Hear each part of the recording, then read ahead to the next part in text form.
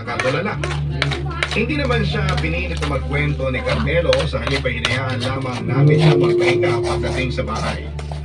Pero natatakot po ako, Papa Dudu. At may agam-agam nang nabuo sa dibdib ko ng mga panahon na yon.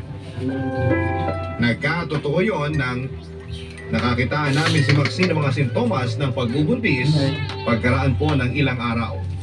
At ko pa nga ang pinagsakluban ng langit at lupa matapos naming makumpirma na nagbunga ang pagtatanan nila ng boyfriend niya.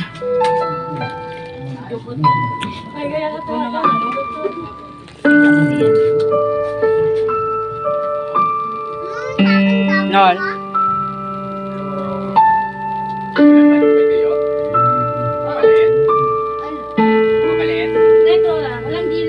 Sorry po. Sorry po kasi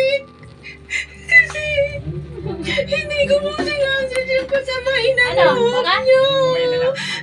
Anak, pinagsamantalahan ka ba niya? Sabihin mo, para may papulis natin siya. Huwag na po, ma, please. Hindi niya po ako nire. Sila, bebe. Sila. May nangyari.